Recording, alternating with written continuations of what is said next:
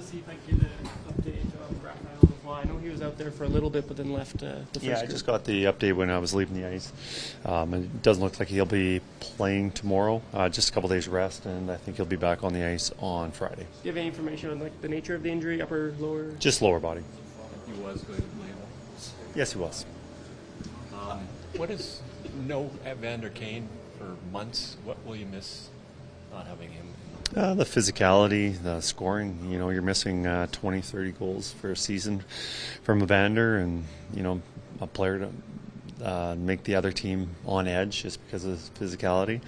We're going to miss a lot from him, and we've heard the reports. The doctors did really good work, and hopefully it's a fast recovery, and he's ready to join us, probably in the new year.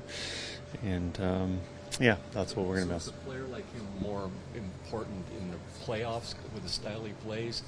You play different teams all the time in regular season. I think more in the playoffs just because of the physicality, the competitiveness.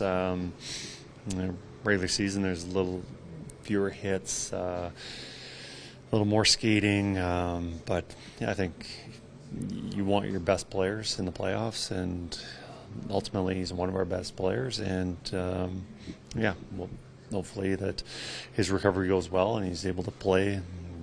We have cap room, so for when he is healthy, he can come back and obviously start building this game and be ready to be 100% by playoffs.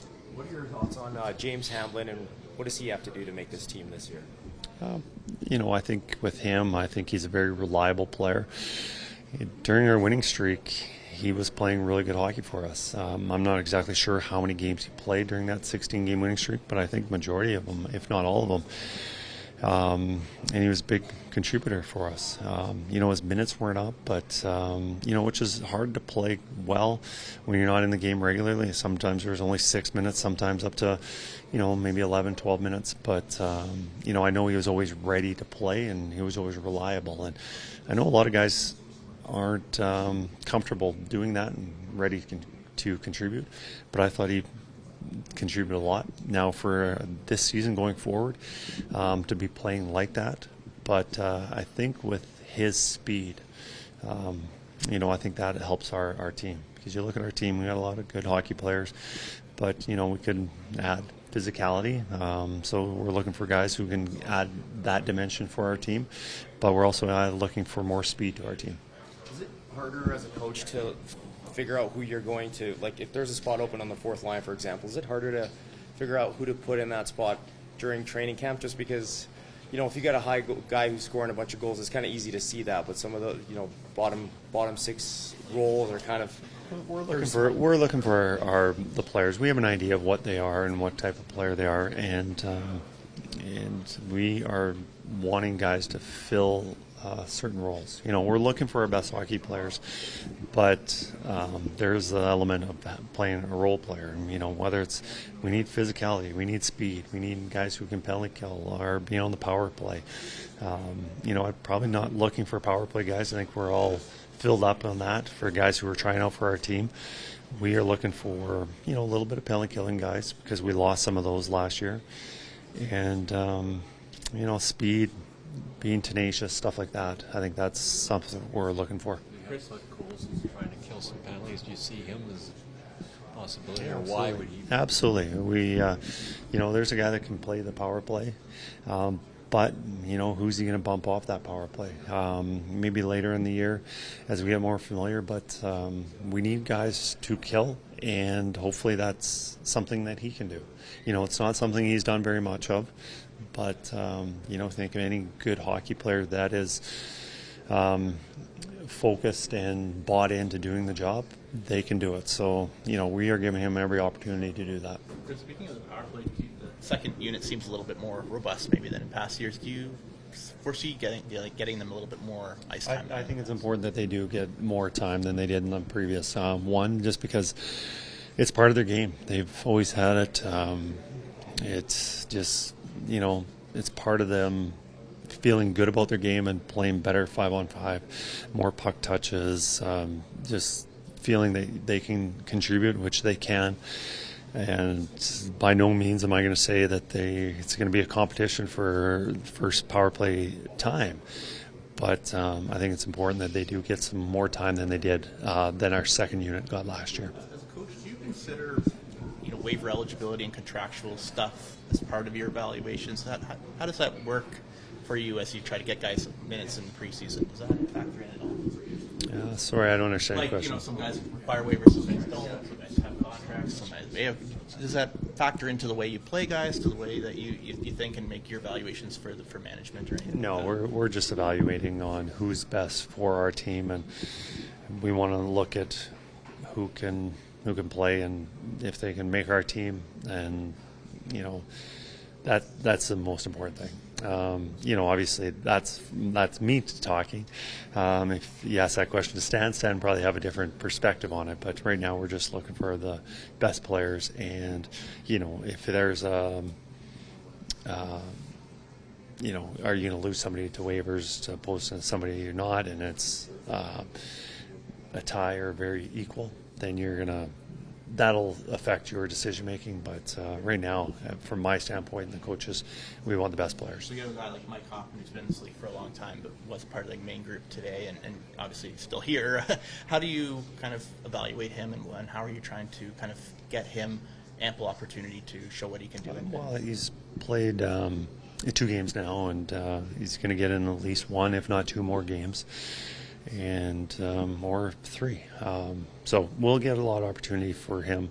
Today we just had to decide on who's going to be part of that main group, not.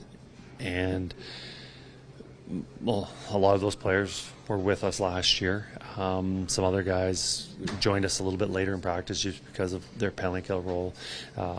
So yeah, that's the decision. Kris, you were talking about roles earlier. We just spoke to Adam Henrique. Of course, when he was acquired, he was kind of shuffling all across the lineup, trying to find a niche for him. And then, of course, that third line really came to light. Can you maybe talk about what that does for a player when they're inserted in a role that they're able to succeed in and play their best at? Yeah, right now it looks like his role will be third line centerman, and that's something that we're pretty certain of. And I think you look at our 3 centermen. I think they're pretty locked up, and that's a decision that we're going to be making going into the regular season. And, last year when he came here, we weren't quite sure where he fit in, whether he was going to play in the top 6 on the left side or third line centerman. And, through the playoffs, the injury kind of affected where he was in the lineup. But right now for him to start, that's his role, and we like how that line played in the playoffs. We're going to start with that, and hopefully they can gain some momentum where they left off. But, we've also got some other hockey players that are pretty good and wanting more ice time, more responsibilities too. But I think from my standpoint, I like those 3 together, and we're going to start with them. You could have lost that entire line to free agency. As a coach, were you breathing a pretty big sigh of relief when you managed to get them all re-signed? I thought we were going to get probably 1 of the 3. I thought we'd get lucky if we got 2 of the 3, but the fact that we were able to sign all 3 of them, I'm very, very fortunate. And I think all 3 of them are very focused and passionate about having success, being on a winning team, the possibility of winning a Stanley Cup. And they also like being in Edmonton. They enjoy being here, and they could have went to other teams, good teams, teams that also would have paid them more. But with everything for them to decide, they chose Edmonton, which we're very fortunate that they did. How many of your lines out there today, which were like last year's lines, are for puck holes and will be going to Winnipeg? How many of those from lines there? Yes, that you had today. I don't think any of the lines as slated. So the Henrique line just wouldn't all be going. All 3 of them are not going. Yeah. So there'll be a lot of mix. It's been over a week, almost a week in training camp, a few preseason games down. Any thoughts on that competition for on the right side of the defense? Any standouts that you'd like to? I think we've been a lot of those guys have only played 1, maybe 2 games. I've only seen a lot of those players once. Some of them I haven't seen at all. So I don't think there's any front runners on that position. So we'll let that play out. Any birthday plans today, Kris? Just wrapping up here and going to see my family. So if you guys let me go, I'd enjoy it a little bit quicker. Did you get the gift this morning? No, I was up and out before anyone else was out of bed. So just one more. Do you foresee getting Travis Durbin anytime on the right side? Yeah, I think it'd be beneficial for us to evaluate him on the right side. You look at all the defensemen that we have a lot of right-hand defensemen. So now to put a right-handed defenseman over the left side makes it a little more difficult. I think as we progress through camp, if we have some more cuts, then maybe it opens up the opportunity for him to play the right side.